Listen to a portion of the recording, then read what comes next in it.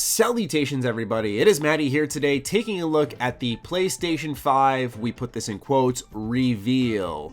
It was a very strange move by Sony as far as I'm concerned, and I wanted to talk about that today, open up a new avenue of conversation. I know a lot of other creators have focused on the Wired article, reading all the information from that, and breaking it down, but I really wanted to take a different approach to the PlayStation 5 coverage here on the channel. So naturally, as I'm sure all of us are aware, the PlayStation 5 was announced through this Wired article, which was an exclusive deeper look at the console. They mentioned a haptics-packed controller, UI improvements, and also an SSD being in the system. The entire article goes over all the impacts of these changes, and there's plenty more in there. I'm sure a lot of you have already read it for yourself or seen summaries of it, so I'm not going to waste our time with that. What I want to talk about is the increasing trend of low energy announcements coming from PlayStation, and also the way PlayStation's controlling the conversation on the PlayStation 5.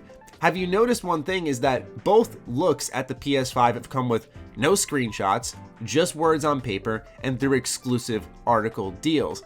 It's been awfully strange to look at compared to the previous generation where there were grand showcases, huge trailers, and especially more recently when we look at Project Scarlet from Xbox, where we see developers getting on stage talking about this brand new console, how powerful it is, the thing's a giant, and it seemed like a trend that would continue for both companies. And this doesn't mean that PlayStation will not eventually come out onto the big stage and show off the PlayStation 5, but this soft reveal, we'll call it, of the PS5, talking about what's in the system but not really showing it, it never got me excited. It's the same philosophy I have for a CGI trailer in a video game. You can show me a very pretty CGI trailer, but that ain't what I'm playing, so I don't care really at the end of the day. And the same thing goes here. We can read words on a paper, how great the controller vibration makes a racing game, but at the end of the day, do I really care? No, because I'm not playing it, and also I'm not seeing it in action.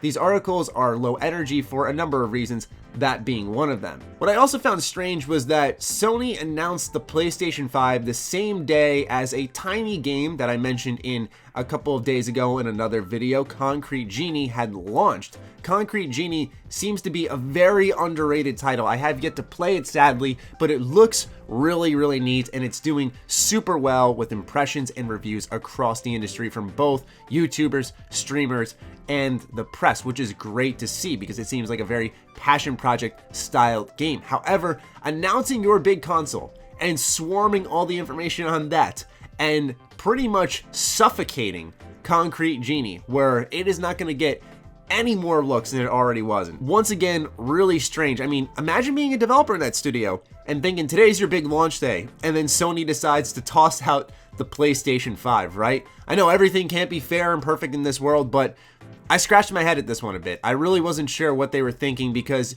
you even give it a couple of days. You do it next week. What was the rush getting the announcement out now? Who were we trying to beat, especially when we knew that, yeah, consoles are coming next fall. That's no doubt. We already knew that. So what was the push? What was the pressure to get this announcement out ahead of time? Does it symbolize that Sony will be making some type of special reveal event, sort of like they did out of nowhere with The Last of Us Part 2? Are they going to be doing that with a unique state of play for the PlayStation 5? Because we're seeing them gradually do things differently, and we're seeing companies start to do their own thing. For example, when you look at E3, Xbox has their own event, EA has their own event, but they're during the week of E3. So companies are starting to realize they don't need a platform to promote themselves. They are big enough to go ahead and have a voice. But the reason I also think that this line of communication from PlayStation has been weird is we can look at recent news just a couple of weeks ago where Sean Layden departed Sony, and we had reports of a potential power struggle going on within the company. The article also cited how a third-party developer said they're very much in the dark on the PlayStation 5, which I believe all the more indicates why these articles are fishy when you combine that information.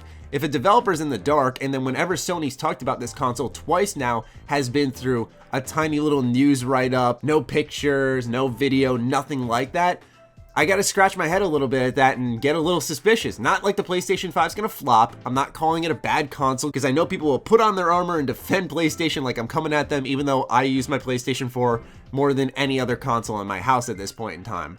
With that being said, in Sony's own words, they did say these updates may not be a huge surprise, but we wanted to confirm them for our PlayStation fans as we start to reveal additional details about our vision for the next generation. keyword being as we start, as in there's likely more to come probably before the end of the year.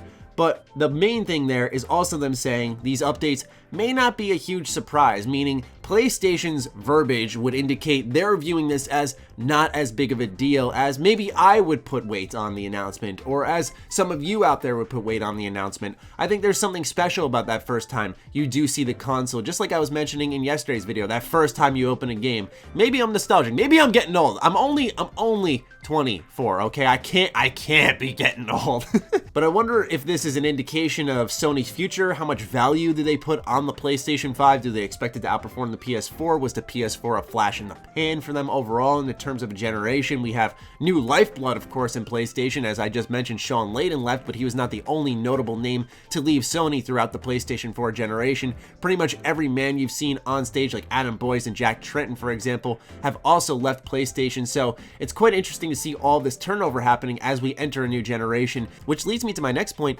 Don't be surprised if Sony's a little different this time around. Like I mentioned just earlier, low energy announcements, that very much wasn't them. They used to throw out, for example, a blog post whenever anything happened, which we did see with the PlayStation announcement, but we didn't see it when Sean Layden had left PlayStation, which I thought was a little strange because PlayStation loves their blog posts. So it seemed like in that regard, they were trying to get ahead of something that could have potentially happened. A lot of us have become accustomed to the PlayStation that's pumped out incredible exclusive after incredible exclusive after incredible exclusive, and I do hope and expect that to continue. They certainly have the resources and the fantastic development to make sure that happens, but at the same time, I wouldn't blame anybody for getting a little nervous, right? There's new DNA in there. Do you think anybody out here expected BioWare to be one of the worst developers of this generation when we were leaving the 360 and PS3, right? They had Mass Effect, they had Dragon Age Origins. Yeah, you still had, for example, Dragon Age 2. There was the Mass Effect 3 ending fiasco. But did anyone expect when BioWare went through all of that turnover to come into this generation and drop Inquisition, which I didn't like, but I know that's subjective in the sense that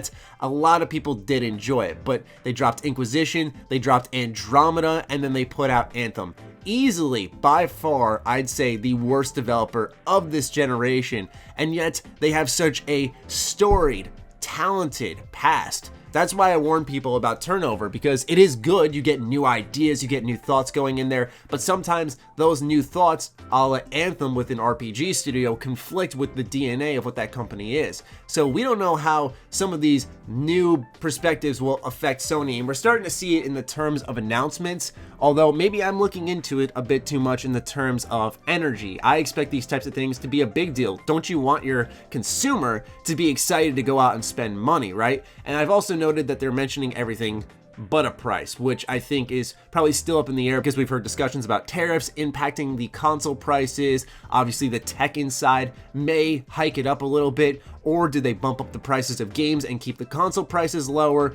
Next generation is very exciting in terms of power, what can be delivered to us, how amazing all that can be, but I think some folks need to start preparing for some big changes. I would not be surprised if we saw, for example, the price of video games start to go up. We've seen a lot of developers talk about that in the past, and I think it's a plausible idea. I don't know how long we can sustain these incredibly big projects at a $60 price. And don't get me wrong, this is coming from someone who stuck with their PS2, okay, until 2008, because I thought spending more than $40 on a game was ridiculous. And that's coming from someone who loves video games to death, all right? And I willingly spend my $60 now, but I'm just saying I was a little stubborn moving on, and I wouldn't be surprised if there's other people out there who, at the thought of a new game price moving up, would be a little befuddled and hesitant as well. All in all, it's been an interesting couple of weeks for PlayStation, and I'm curious to see how they actually unveil the PlayStation 5 officially. Will it be on a big stage? Will it be during a state of play? I wouldn't be surprised if it was during a state of play. I don't think